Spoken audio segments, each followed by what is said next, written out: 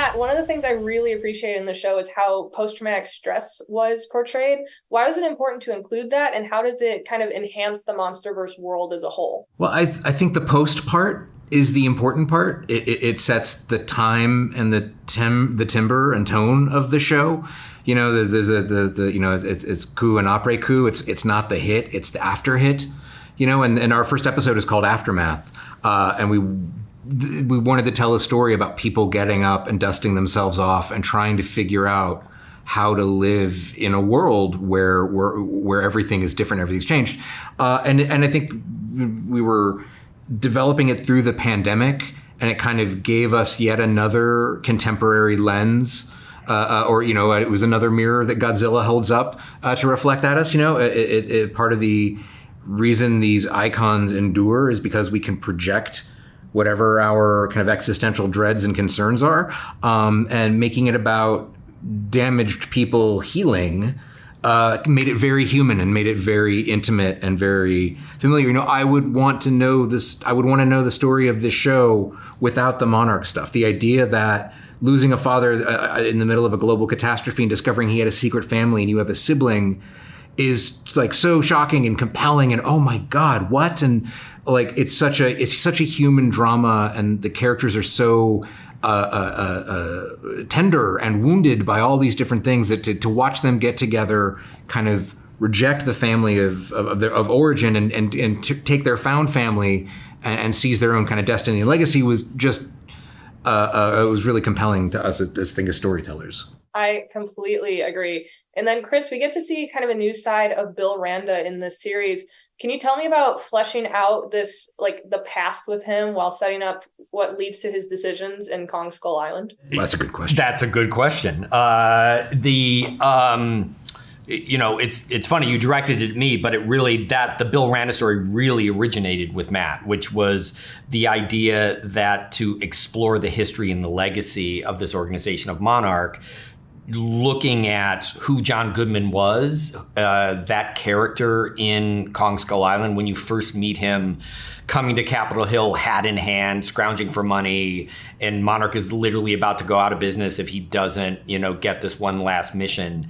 It's like, how did he get to that place? If the history of Monarch, as was canonically established before Matt and I came in Legendary, was in 1944 or 45 at the end of the war.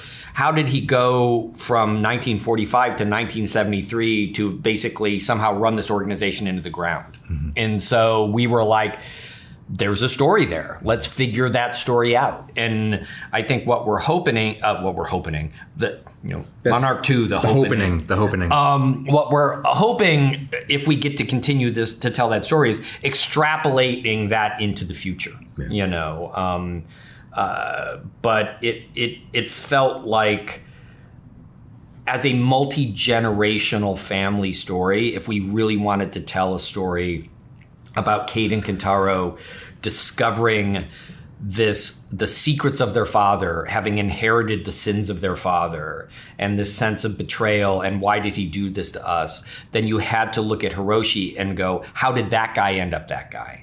Which then takes you back a generation before that. And then that kind of started to fill out, we need to tell the story on multiple timelines. We need to go back. It's about the 50s. It's about the grandparents and what they did to the parents and what the parents did to the children. And that, that brings you up to the present day. A true legacy of monsters, you might say. If you will, yes. I love it. And then, was there a specific part of the Monarch or overall MonsterVerse lore that you each were really excited to dig into with this show? Just Godzilla. Like the first time you're sitting at, your laptop with Final Draft open and type Godzilla, like, oh, what? It's the like just that. It just start with the big guy. Exterior day, Godzilla stands up. You're like, hoo, I can't believe I'm getting to write this. Yeah.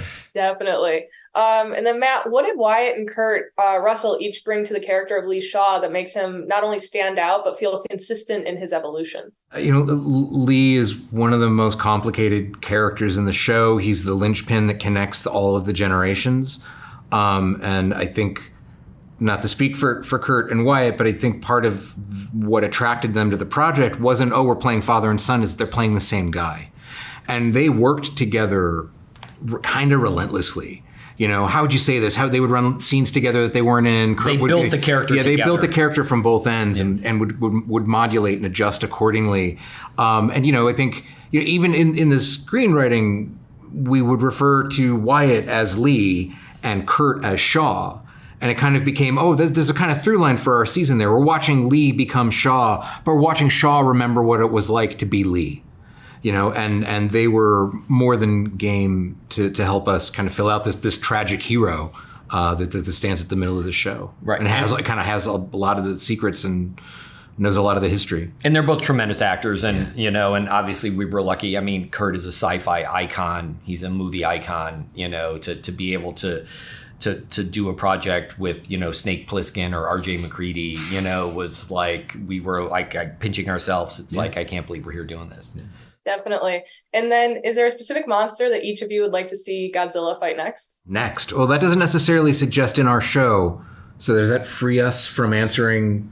It could be in your show. Anywhere. Just in general. I will say, you know what? The trailer for Godzilla -1 looks amazing, and and it's opening here in the States on my birthday, so I'm super ready for that. I want to see Godzilla fight the cocaine bear. Godzilla versus cocaine bear. That's my dream. That's good. No, I don't know. It's funny because